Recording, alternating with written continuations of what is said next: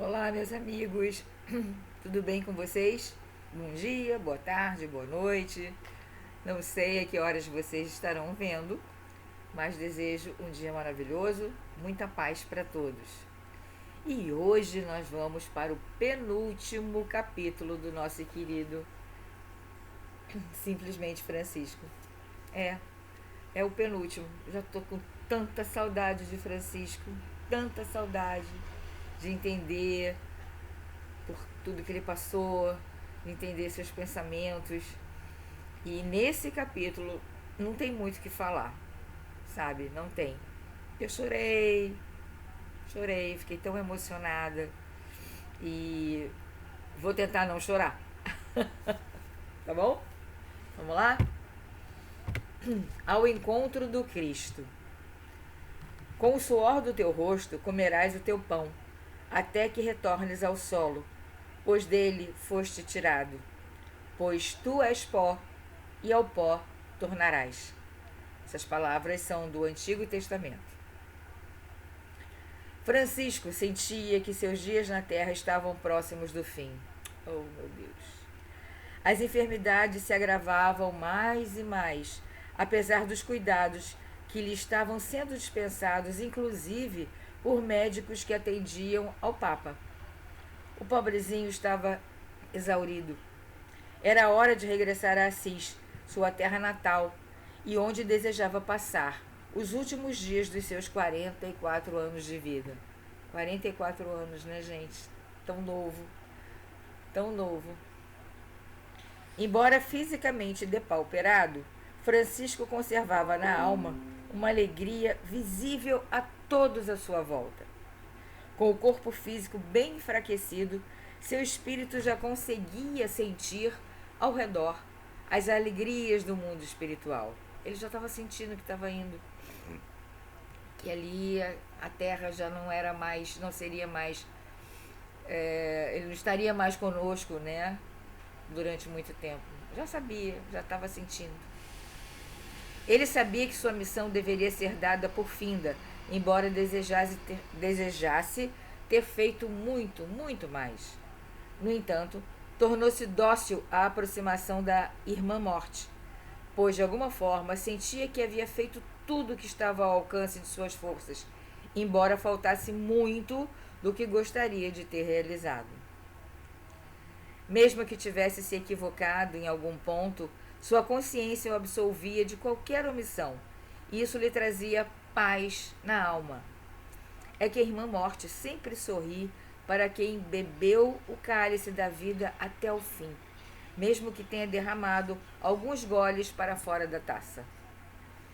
Sem forças para a longa caminhada de Verna até Assis, Francisco foi montado em um burrinho, embora fosse visível o seu constrangimento perante o animal. Temia lhe causar algum sofrimento. Porém, Francisco estava tão magro, tão magrinho, que nenhum incômodo poderia provocar no burrinho. Também se lembrou de Jesus, que ao entrar em Jerusalém no domingo de Ramos, chegou montado num jumentinho. Essa lembrança acalmou seu coração. No trajeto, Francisco ainda foi capaz de surpreender a todos com um coração que não cansava de amar. Tendo se deparado com um camponês que levava sua ovelha nos ombros, Francisco indaga sobre que fim daria ao animal. O pobre homem respondeu que venderia a ovelha para o abate, pois precisava de dinheiro para sobreviver com a família. Apiedado, Francisco tira o seu manto e o entrega ao camponês, pedindo que ele o vendesse e preservasse o animal. Olha só, ele a uma altura dessa, né, já totalmente enfraquecido, exaurido, ainda tira o manto para dar para o camponês, para que ele não venda o animal, para que o animal não seja abatido. Só Francisco, né, meu Deus? Né, meu Deus? Seu filho Francisco, só ele, só ele. Continuando o trajeto, cujo objetivo final era chegar à igreja de Santa Maria dos Anjos, Francisco pede para ver Clara pela última vez. Segundo o historiador Jacques Legoff, Santa Clara, a quem ele volta a visitar em San Damiano, o retém por algumas semanas para ficar ali cuidando dele. O próprio Francisco constrói uma choupana de vime no jardim e nela desfruta de um de seus últimos períodos de paz terrestre. Gosta-se de pensar que foi lá que ele compôs o cântico do Irmão Sol, o cântico de todas as criaturas. Ao deixar o convento das damas pobres, Francisco espalha cinzas ao seu redor e depois em sua cabeça, um sinal claro de que estava despedindo-se de Clara e de suas irmãs para sempre. E no silêncio profundo daquele momento, o único som que se ouvia era do pranto emocionado das amigas de Francisco. Enfim, chega à igreja de Santa Maria dos Anjos, local tão caro às lembranças do pobrezinho. Igreja que ele mesmo havia construído, local onde muitas vezes orou, chorou, meditou e conversou com a mãe de Jesus, por quem tinha profunda devoção. Vários dias se passaram e diversos frades se revezavam ao lado de Francisco, não o deixando sozinho um minuto sequer, presenciando a um só tempo a agonia do corpo e a leveza da alma, que parecia já descortinar seu ingresso em sublimes regiões espirituais. O calendário marcava o dia 3 de outubro de 1226 e Francisco ainda reuniu forças para dar o último e surpreendente conselho à comunidade. Estando todos reunidos à sua volta, a voz fraca de Pai Francisco tece mais uma pérola de luz. Meus irmãos e minhas irmãs, comecemos a servir a Deus, pois até agora pouco ou quase nada fizemos. Todos ficaram boquiabertos e ainda mais chocados por aquela alma que, mesmo tendo entregado sua vida ao serviço do amor, dizia que a tarefa estava apenas começando. Horas mais tarde, Francisco apresenta seu último desejo. Pede que os frades coloquem seu corpo sobre a terra e que orem e cantem com alegria e gratidão a Deus. E assim é feito. Enquanto o corpo de Francisco era abraçado pela terra, enquanto os frades cantavam com alegria misturada, muitas lágrimas, o pobrezinho libertava-se do corpo físico para surgir fulgurante nas dimensões espirituais.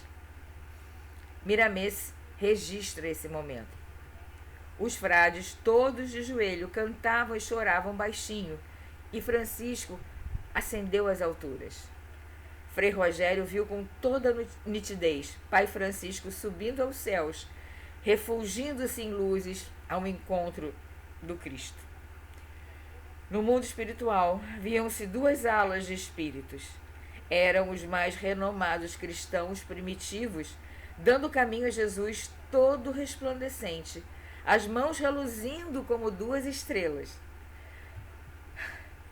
Francisco avançou para o mestre, dobrou os joelhos de emoção e chorou como uma criança. Jesus levantou-o com carinho e ele, apoiado em seu ombro, pediu com humildade: Mestre, se porventura mereço a tua bênção, que ela seja dada aos companheiros que ficaram no mundo. Eles carecem da tua ajuda, agora e sempre. E Francisco regressa à pátria espiritual, palmilhando a estrada iluminada pela sua própria luz, a fim de assumir novos encargos, como verdadeiro preposto divino, a operar em favor das criaturas. Não tem como segurar as lágrimas, sabe? É muito lindo você ler, visualizar e saber que Francisco foi esse ser de luz maravilhoso que está conosco até hoje, com certeza, nos ajudando, nos intuindo, olhando por nós, olhando pelos animais. É lindo demais. Francisco, que poder, que luz, quanto amor. Se a gente pudesse ser uma poeirinha do que ele foi, Nossa Senhora, Mãe de Jesus, querida, a quem ele tinha tanta devoção, olhe por nós. Francisco, olhe por nós. E vamos tentar, Francisco, seguir as suas palavras, seguir o seu amor incondicional. Vamos tentar, Francisco. Com certeza vamos tentar. Amigos queridos, obrigada por estarem comigo mais uma vez. Desculpem as lágrimas, mas difícil de segurar. E em breve estaremos lendo o último capítulo do nosso querido Simplesmente Francisco. Obrigada pela presença de todos. Até a próxima. Namastê.